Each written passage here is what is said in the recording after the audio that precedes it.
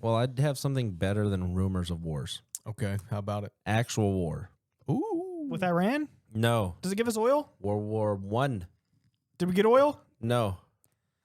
Maybe. Probably. If we don't get oil, I don't want it. If we do, I'm all in. That's well, right. this guy didn't care about oil.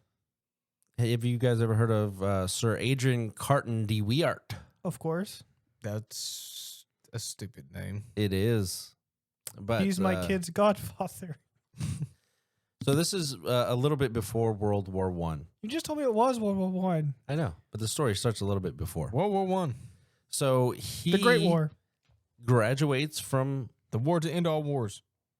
primary Let's just school keep or high interrupting school. him. Let's just keep He going. graduated 5th grade No, and he went straight to the war because they needed soldiers. He wanted to. But he graduates high school and Where's he from? Great Britain. They say he's from Great Britain, but They say. because Great Britain wanted to claim him after the war. So, but he goes to high school, graduates, and when he turns 19 years old, his father was well off, so his father said, "I'm going to send you to university." Okay, great. He goes to study. I'm going to university. He hates the university. He doesn't want to be there. Good kid. He starts hearing the rumblings of, before World War One became World War One. You have things kicking off between Britain and Germany and different places. So at 19 years old, he decides, my dad thinks I'm at university. I'm going to go join the war. And by the time the war is done, I should have graduated, so I'll just go home and get a job after that. So he leaves university, doesn't tell anybody, and just goes and joins the British Army. As one does. Yes. I don't because they're British. We beat them already. So he gets on his first deployment, in his first battle, he gets shot twice. Once in the stomach, once in the groin, and they send him back to England to University. to get checked out and healed back up. And his superior said, that's enough. Most guys, they die from one bullet wound. You're lucky enough to get hit twice and survive. So he goes back, and they send him to his hometown, where he walks up to the porch and he sees his dad, and his dad sees him in a military uniform. And his dad says, I thought you were at university this whole time. Keep in mind, it hadn't been a full semester. He got into battle really quick. Yeah. And he says, sorry, Dad, I wanted to go to war. It's literally what he told him. His dad was that old school type mentality, hey, if that's what you want to do, that's what you want to do. Back when men were men. Yeah. So he lets him heal up at his house, takes care of him, and he tells his dad, I want to go back to war. I think it's fun. So his dad says, well, can I stop paying for university? Because this whole time he's paying for university. That's the wild. part. That's the part that's like, I'd be so mad. Yeah. why did the university not say, hey, he's not? Well, it wasn't This is the thing. The university was sending his grades back, and he still had a B in most of his classes. How? It's They were just always- passing him. It's always been a scam. Ever since the Yes. beginning, it's been a scam. Don't go to college. He went through basic training, got in battle, got shot, came back home, and he still had a B average in his classes. That's B for wild. bullet. So the father sends off and says, I'm going to stop paying for tuition. My son is no longer enrolled there. And they reply, yes, he is. His teachers say that he's a great student. And he just stops sending the payments because he's like, these people are idiots. And that's when his father realizes, yeah, you're probably Wait, I have two sons, and the other one's actually I've had twins? funny. So his dad says, yeah, you're probably right. University is a waste of money. I give you my blessing. Go back, see if the army will take you back because, don't know, you've been wounded. He goes back. They take him back, and he gets sent to South Africa. Bet. While he's in South Africa, he gets to be part of the Camel Corps. Bet. Riding them camels. Quite literally riding camels into battle. That seems pretty cool to me. But he becomes the head of it, and he gets really, really good at knowing how to ride a camel. I don't know. He better be if he's riding it into war. I don't know how they determine that, because to me, camels aren't that fast. No, they're actually pretty fast. Are they? Okay. Yeah. See, I didn't know that. Yeah. They're like horses. Yeah, they have Really? They have camel Desert races. horses? They legit have camel races like horse Camel, races. yeah, camel warriors were a real thing back in. Ah. See, I learned something. They also You beat Dummy. scout cavalry. They have bonus damage. So his philosophy was that if you are the leader, you must lead. So he always led his men into battle, being the first camel out. Are you sure he's British? Yeah.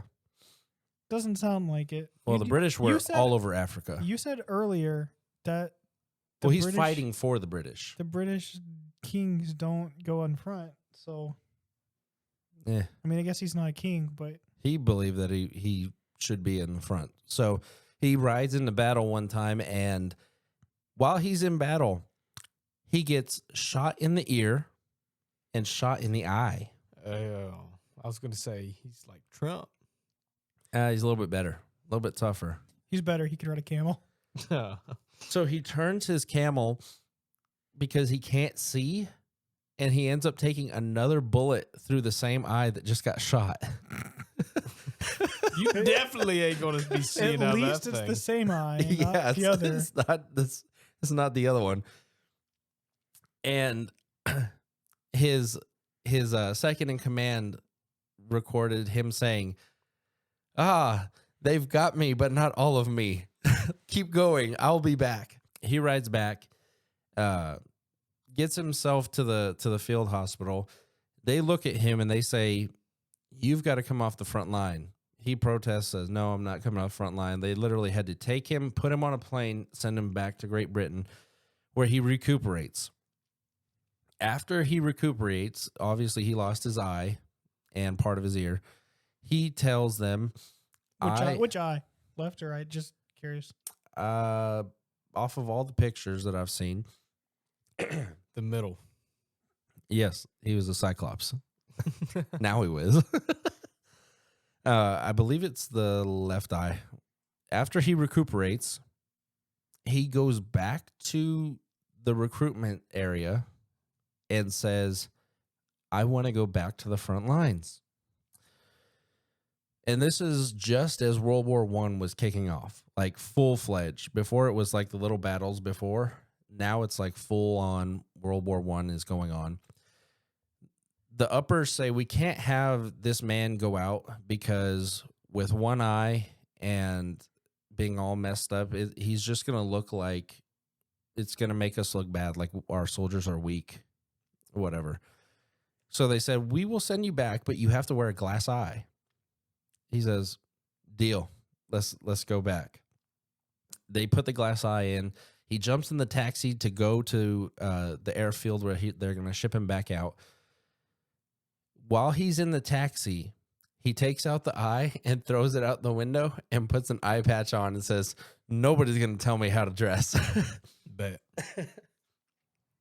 So he gets back and he gets deployed. And in his first battle back, he takes a piece of shrapnel from artillery and basically takes off his whole arm. And there's like, it's gruesome. It's bad. So it was, I believe it was his left arm, but he has the shrapnel tear up his arm. He looks down and he's got 2 fingers hanging on. That's it. His watch is now embedded into the muscle of his arm, and he runs back to a medic and says, patch me up so I can keep fighting. The medic says, no, you're going back to the hospital. They send him back to the hospital. When he gets to the hospital, the doctor says, he asked the doctor, please amputate my arm because that'll be easier and faster so I can go back into battle. The doctor says, I don't think we need to amputate it. We can probably save your fingers. This is where it's a little gruesome. And this is well recorded. He grabs his 2 remaining fingers and rips them off, telling the doctor, amputate my arm because it's going to be faster than for me to heal up from all this. The doctor says, okay, you just ripped off your fingers, buddy. They end up amputating his arm off and sending him back because he kept on asking through the whole process, when can I go back? When can I go back? He ends up getting redeployed after literally begging to go out. The next battle is, you can look this up. It's the Battle of Somme, or Somme, however you want to say it. Somme. Somme. The very next battle he gets into, it makes him even more famous because many eyewitnesses said that they saw him running into battle with a whole belt of grenades, and he was pulling them off, ripping the pins out with his teeth and throwing them at the enemy. And when he was out of grenades, he was seen loading a revolver with one arm and just firing back and killing a bunch of Germans. After that battle, he didn't get shot in that battle, ironically. And he would often make jokes with his friends, and they would say, why are you coming back? You've been shot so many times. He said, it's okay. I just couldn't see him coming. He gets back. The first thing that they do is they're like, we're going to promote you. He gets promoted. Within 24 hours, he is demoted again. Bet. Because he threatened to punch out with his good arm. Quote, I will punch you out with my good arm, to his superior, because he thought their plans were stupid. So they demote him again, and they send him out to the front line, hoping just to get rid of the guy once and for all. He goes and he finds 3 squadrons that don't have a commanding officer, like they've been killed off during the battles. He takes control of all 3, and he starts commanding all 3. Usually back then, technology wasn't what we have today, so he would have to have a messenger to take, like, okay, send this to Colonel whoever over here, tell him what to do. And they would do messages back and forth with messengers. You sure they weren't using carrier pigeons? Maybe. This guy couldn't see them. He said, why do we need a messenger when we have a commander? And he ran back and forth between the 3 companies, telling them what to do and how to fight and when to retreat and when to push and so on and so forth. After that, he gets basically what is the equivalent of the Medal of Honor, but for Great Britain, which is the Victorian Cross. And he goes and he retires. And he says, I'm done. Just kidding. I'm not done. In 1940, just before, World War II is on the brink. No, War II's already going, gone. yeah. Well, yes. 39 is when it started. But for us. Okay. He gets put. But for us, he's okay. He gets on a phone call with with the real players over here, man. Yeah. Either way, World War II shows up. He gets a phone call. He's 60 years old at this time. He's not a young man. They call him up and they said, look, you've had so much success with the last World War. Can you help us run secret missions? They're going to be with the U.S. They're going to be with England and different allied countries. And we want to know all your expertise. And he said, okay, but only if I get to do the missions. And they said, okay, whatever. How is he 60? I don't know. He's not 60. If he was like 19 during World War One, When was World War One? not 40 years ago. 1914. Yeah. That's when it. So if he's 20 years old then, 40 that's when years it later, started. It's 1940. It's like 20 years later. 14 to 40 is what? It's like 25 years. So he's like in his 40s. I don't know. Maybe I got my facts wrong. You got he's not 60. There's no he's not 60. Either way, in 1940, they call him up after he's been retired and been shot a million times.